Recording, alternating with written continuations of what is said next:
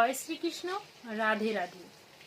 আজ রাখি বন্ধন, আর আজকের দিনের জন্য সবাই অপেক্ষা করে থাকে।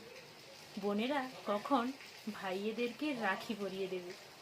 যদি বলি কোনো স্ত্রী তার স্বামীকে যদি রাখি পরিয়ে দেয় তার মঙ্গল কামনার জন্য, তা কি সম্ভব?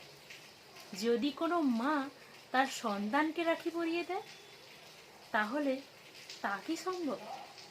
প্রথম রাখি একজন স্ত্রী তার স্বামীকে পরিয়ে দিয়েছিল।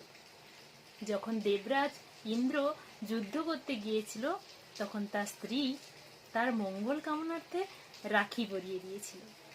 একজন মা তার সন্তানকে রাখি পরিয়ে দিয়েছিল।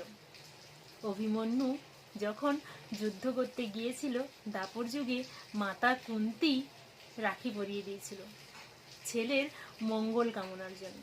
আর ওই রাখি যতক্ষণ হাতে ছিল ততক্ষণ পর্যন্ত অভিমন্যুর কোনো ক্ষতি হয়নি। তারপর যখন রাখিটি ছেড়ে যায় তখন যুদ্ধে হেরে গিয়েছিল।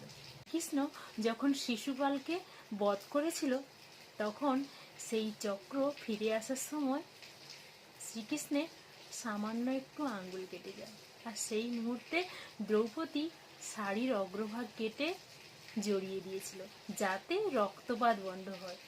আর সেই খুশিতে শ্রীকৃষ্ণ দ্রৌপদীকে বলেছিল, আমি তোমায় রক্ষা করব। এবং দ্রৌপদী যখন বস্ত্রহরণ হয়েছিল তখন একমাত্র শ্রীকৃষ্ণই তাকে রক্ষা করেছিল বস্ত্র দিয়ে। তার বোনের সম্মান রক্ষা করে।